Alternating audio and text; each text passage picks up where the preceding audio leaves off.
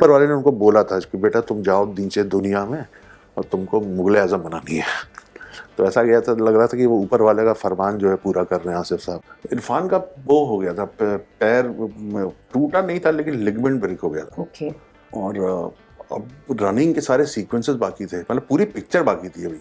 कैसा था आपके लिए ये एक्सपीरियंस जब पता चला आपको कि इस फिल्म को नेशनल अवार्ड मिल रहा है? Were you happy? सब यूनिट थी, शूटिंग रेडी, सर रेडी। मैंने कहा यार अवार्ड मिल गया, थोड़ी देर ताली वाली बजा लो। मेरी पत्नी के साथ मेरा बहुत, जब 7th 8th क्लास का रोमांस है और आज तक हम लोग साथ में हैं, तो मुझको बहुत अच्छा लगता है इस बात को। आई फ्लॉन्ट इट आल्सो समटाइम्स। देखो बेटा रिलेशनशिप इसको बोलते हैं।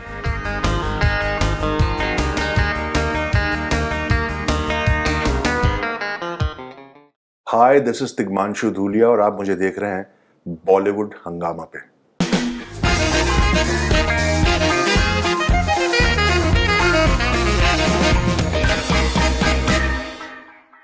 इज इट ट्रू दैट जब बैंडिट क्वीन की शूटिंग चल रही थी तब आपको पान सिंह तोमर की ये कहानी मालूम पड़ी and that's when you started digging more about it? जी जी जी जी, बैंडिट क्वीन की रिसर्च करते थे हम लोग, तो आर्टिकल्स मैगजीन में पुराने छपे हों, फोटोग्राफ्स, हर चीज, कॉस्ट्यूम के लिए रेफरेंस, आर्ट डिपार्टमेंट के लिए रेफरेंस, खुद के लिए। तब एक संडे करके एक मैगजीन आती थी, जैसे इंडिया टुडे आउटलुक आती है ना, वैसे इंडिया टुडे के साथ एक संडे आनंद बाजार पत्रिका की संडे एक मैगजीन, और हिंदी भी उसका आता था रविवार। तो संडे 1983 का इशू था, एकदम कवर पे फूलन देवी थी ऐसे करके जो था उनका आइकॉनिक फोटोग्राफ, और उसमें एक पेज का ये पान सिंह तोमर के बारे में लिखा था। अच्छा। तो जब पढ़ा तो मुझको बहुत लगा, मैंने कहा ये कहानी जबरदस्त हो सकती है, बट एक ही पेज का था, उसके बाद कुछ था नहीं उसमें। सिर्फ गांव मेंशन था कि इस गांव के रहने वाले हैं और ऐसा ऐसा हुआ था इस आदमी के साथ और मारा गया।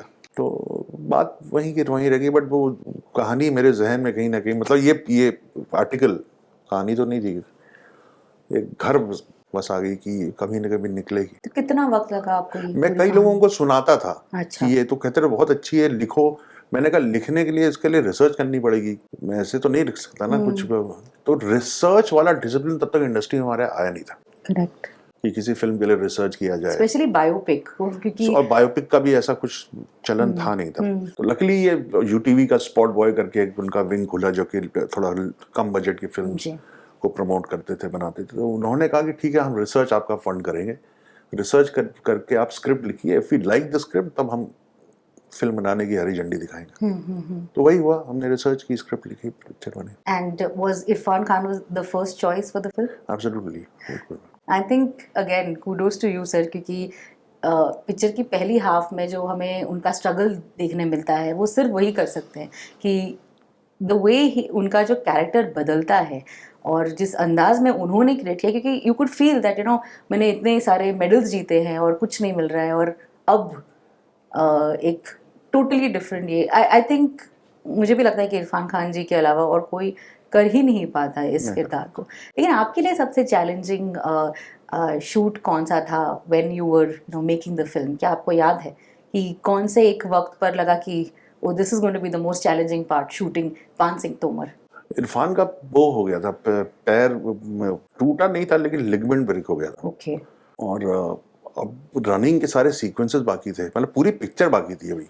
कुछ थोड़े दिन की शूटिंग की थी हमने, 10-15 दिन की शूटिंग की थी। और नेक्स्ट डे जो सीन था, वो उसमें एक सीन है जिसमें वो घर अपने बटालियन में लेट आता है और वो कहता है तुम राउंड लगाओ पनिशमेंट के लिए, और सारा किट लेकर के भागो, और वो भागते ही रहता है, बाकी लोग थक जाते हैं, भागते रहता है। तो उनका सीनियर ऑफिसर आता है, तो पहली बार देख रहे हैं कोई सजा का मजा ले रहा है।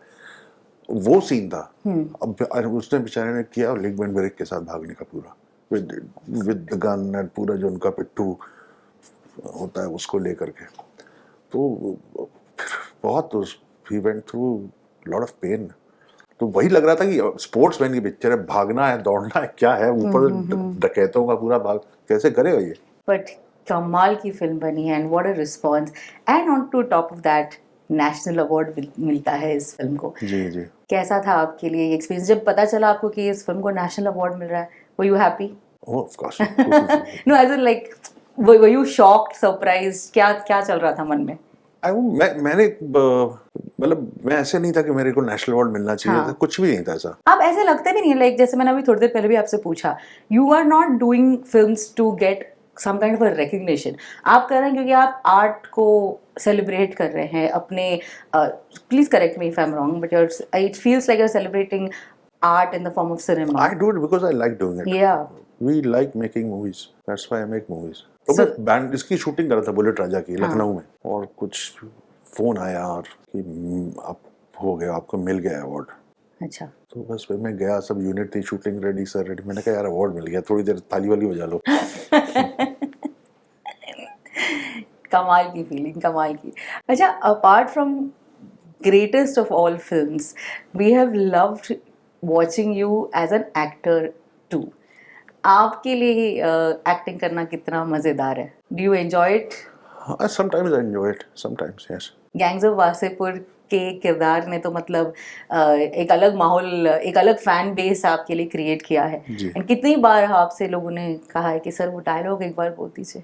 हाँ, मैं नहीं बोलता हूँ। मैंने नहीं पूछा आपसे, मैं सिर्फ आपको पूछ रही थी कितनी बार आपसे कहा है ये। हाँ, पूछते हैं। अब उसका वो दोबारा उस ढंग से हो नहीं पाएगा। But again, I think what I loved about that scene and is the subtleness, you know. वो आप इतने सटली आपने एक बात कही है कि हम भी देखकर, मतलब अभी उसको इतने हजारों बार देखा है, उसके टी शर्ट्स बने हैं, उसके मीम्स बने हैं, तो आपको लगा था कि ये एक डायलॉग ऐसे इतना बड़ा पॉपुलर हो जाएगा? नहीं, किसको पता चलता? नहीं, वो तो इम्प्रोवाइज था, स्क्रिप्ट में भी नहीं था। क्या कह रहे हैं आप? So this was an improvised dialogue? ओहो, तो just suddenly during the scene आपने कहा कि ये कह देता हूँ। क्योंकि अनुराग आपको इनकरेज करता है इम्प्रोवाइज करने के लिए। अगर उस एक्टर में इम्प्रोवाइज करने की एबिलिटी है तो अनुराग करता, मैं भी करता हूँ, करना चाहिए जी। But wow, I don't know वो क्या पल था, क्या मोमेंट था, लेकिन बेटा तुमसे ना हो पाएगा, ये डायलॉग तो अब आइकॉनिक डायलॉग बन गया है सीरियसली। पर इसके अलावा भी जीरो में हमने आपको देखा है, कई फिल्मों में आपने या तो छोटे काम किए हैं, लाइक यू नो कैमियोज किया है, या फिर किरदार किया है, but is acting part of something that Tigmanshu Dhulia wants to do, like on अगर for example Saheb Biwi Aur gangster 4 बनी, तो can we see like a really big meaty role of you? No, I will never act and direct in the same project. Okay. I won't do it. I did it once and it was not a good experience. But what makes you say yes to a role, to act?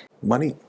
Tigmanshu जी, इसके अलावा OTT पर भी as Criminal Justice we saw this fabulous season. So television, from casting director, television, writing dialogues to directing, to now OTT, ये जो नया दौर है, इसके बारे में क्या कहेंगे आप? What are your thoughts as a director? बहुत एक्साइटिंग है, बहुत बढ़िया है OTT। जो डायरेक्टर्स कुछ ज़्यादा कहना चाहते हैं उनके लिए बहुत अच्छा है, क्योंकि वक्त मिलता है आपको कहने के लिए, दुनिया दिखाने का वक्त मिलता है। OTT पे वही सब्जेक्ट चलते हैं जो कि उस दुनिया को, जिस दुनिया में वो कहानी सेट है, वो दुनिया अच्छी दिखा सके, उस दुनिया की डिटेलिंग जिस शो में अच्छी होगी, चाहे बाहर के हो चाहे यहाँ के, तो आपको OTT एक तो वक्त देता है वो दुनिया दिखाने का। तो दुनिया दिखाने का टाइम मिलता नहीं, तो फिल्मों में तो आपको प्लॉट को आगे बढ़ाओ, कहानी को आगे बढ़ाओ, कहानी को आगे बढ़ाओ, यही रहता है ना। 2-2.25 घंटे की फिल्म होती है, तो कभी कभी वो उतना वक्त पूरा होता नहीं। मैं एक और शो ऐड करना चाहूँगी, द ग्रेट इंडियन मर्डर, जिसकी खास बात ये लगी मुझे, the way the entire show is been showcased, there is an आगे पीछे, like for people who haven't watched it please जाकर देखिएगा, there is a lot of layers to it, and क्या यादें जुड़ी हैं आपकी, बताएं, tell us about the great Indian murder. मैं उसको सिंपल कहानी नहीं बनाना चाहता था, मुझको भी तो डिफिकल्ट इक्वेशन सॉल्व करना, जैसे मैथमेटिक्स में है कि आपको मुश्किल फॉर्मूला, मुश्किल इक्वेशन मिले, तो जिसके अंदर उस तरह का दिमाग होता है मैथमेटिक्स समझने का, उसको ज़्यादा मजा आता है। अब सिंपल कहना, सिंपल ढंग से कहना, without any changes to structure, without तो मुझको ग्रेट इंडियन मर्डर में सिंपल हू डन इट है कि किसने मारा, तो उस कहानी को थोड़ा कॉम्प्लिकेट करने का मौका मिला। मैंने it's complicated, it's not an easy watch. It is it. But it did very, very well. But I think it's also something that you tend to do, that you want your audience to know that if you've cracked it, you're intelligent. वो भी बहुत बढ़िया चीज होती है, that as an audience I'll also give myself a tick कि okay. हाँ, audience का आप ऑडियंस को लेकर देखो, मैंने बोला था ना यही होगा, तो ऑडियंस को लगता है कि अच्छा एट पार, ऑडियंस भी उतनी इंटेलिजेंट है, तो बट फिर उसके बाद ऑडियंस में घुमा देना चाहिए कि एक्चुअली नहीं हो तुम इंटेलिजेंट। आपने कहा कि दैट मैं सिंपल मैथमेटिक्स प्रॉब्लम सॉल्व नहीं करना चाहता है। आपको ऐसी कौन सी फिल्म है आपकी, चाहे आपने उसे डायरेक्ट की हो, एक्ट की हो, एक्चुअली डायरेक्ट की हो, जो जो आपको लगता है कि that you know that could also have been plain Jane, लेकिन you decided to just my second film Charas, Charas. It's a very complicated screenplay. मुझे लगता है अपने टाइम से आगे की फिल्म थी, आज रिलीज होती तो शायद ज़्यादा आवाज़ करती। Definitely, definitely.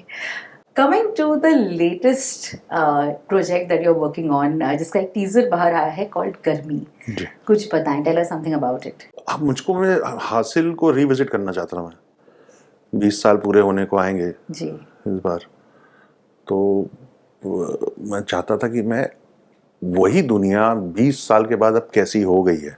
हम भी स्टूडेंट थे, हासिल उस दौर की थी, हम दिखाए हम स्टूडेंट हैं। अब एक पूरी नई जनरेशन आ गई है। अब ये नई जनरेशन कैसी है, ये स्टूडेंट पॉलिटिक्स को कैसा समझते हैं, और क्या कॉमन वैल्यू सिस्टम कितना चेंज हो गया, मोरालिटी कैसी बदल गई है। अब तो यू नो फोन फान इन सब चीज़ों आने से, तो उसके लिए मैं थोड़ा रिसर्च किया मैंने 3 साल पहले। तो हुआ ये कि मैं इलाहाबाद गया, उसी वक्त स्टूडेंट यूनियन के इलेक्शन रिजल्ट उसी दिन हुआ है। तो मैंने यूनिवर्सिटी को देखा पूरे स्प्लेंडर में इलेक्शन के, Okay. कि गाड़ियाँ और ये और पोस्टर और टेम्पो हाई है और धम धूम पूरा। तो मैंने देखा पहली चीज़ कि हम लोग आते थे साइकिल से या मैक्सिमम स्कूटर से, बाइक भी उतनी नहीं 100 सीसी की तब थी इतनी।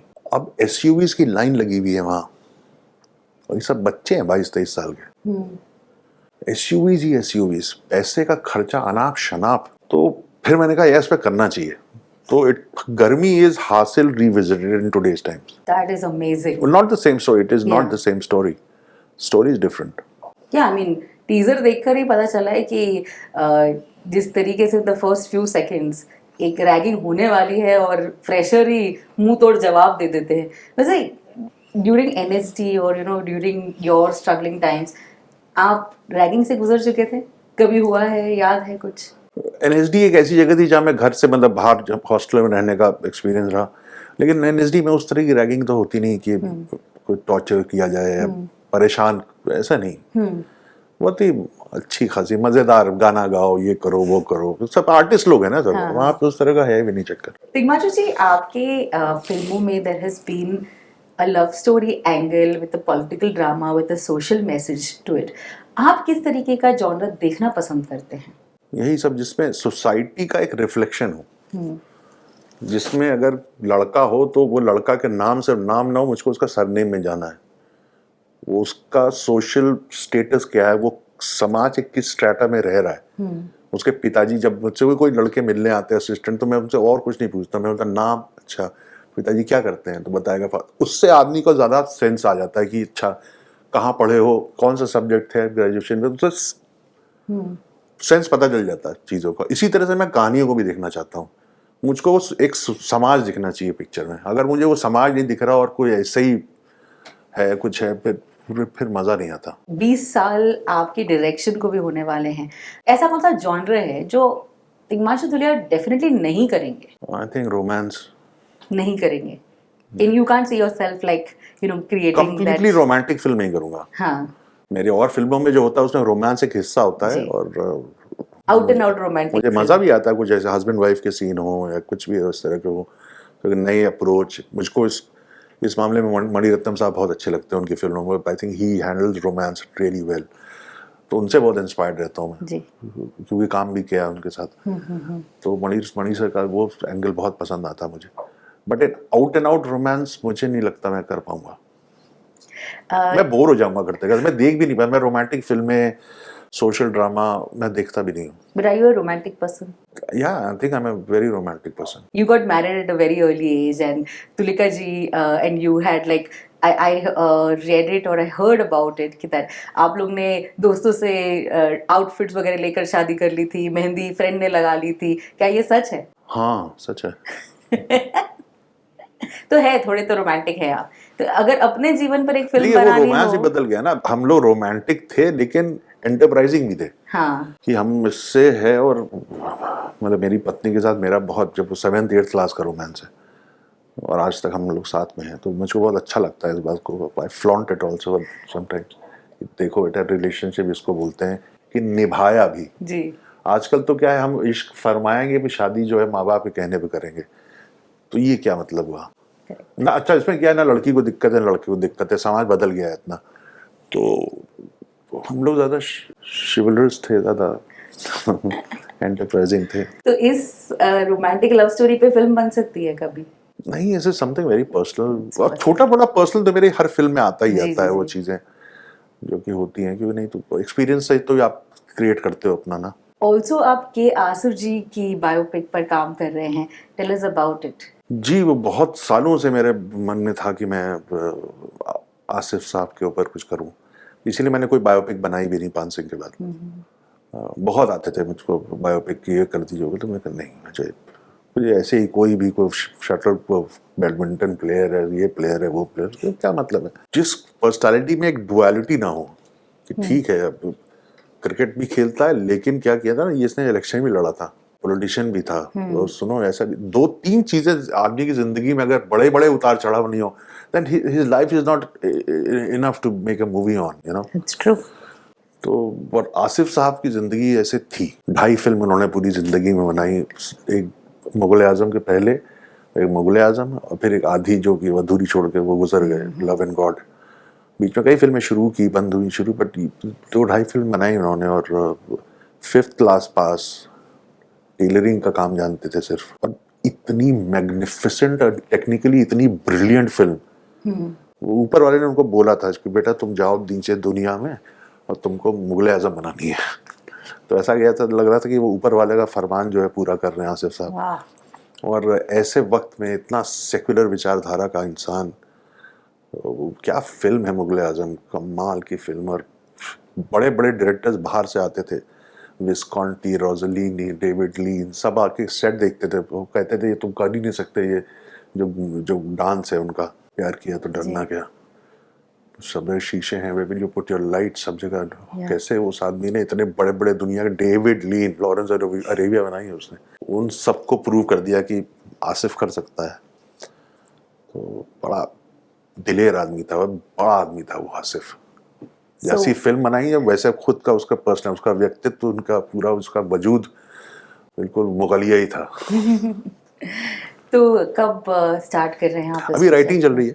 अभी राइटिंग चल रही है। तो कमलेश पांडे जी हैं, बड़े बड़े राइटर हैं, बहुत बड़ी बड़ी फिल्में लिखी हैं, मुझे बहुत पसंद भी है उनकी राइटिंग। अब चक्कर ये वो इलाहाबाद से भी हैं। अच्छा। तो वो हैं, और इकबाल रिजवी साहब हैं दिल्ली के, उर्दू लैंग्वेज में उनकी बहुत अच्छी पकड़ है।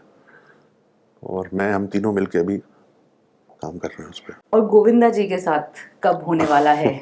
Tell us about that. नहीं, मैंने की थी फिल्म शुरू उनके साथ जी। 70-80% बनी थी फिल्म, फिर किसी कारणवश वो फिल्म पूरी नहीं हुई और शेल हो गई। तो मैंने अपनी इच्छा तो पूरी कर ली मेरी, बहुत वही, इसीलिए मैं मुंबई आया था, गोविंदा साहब के साथ फिल्म बनानी है। तो मेरी फिर मैंने उनके साथ काम तो किया, वो काम अपने नतीजे पे नहीं पहुंचा, अलग बात है, लेकिन कम से कम वक्त बिताया मैंने उनके साथ। But is there a possibility कि अब वापस कुछ एक नए प्रोजेक्ट पर कुछ मिल सके? हाँ हाँ बिल्कुल, उसकी तो हमेशा पॉसिबिलिटी खुली रहती है। He is a great actor, wonderful actor. Amazing.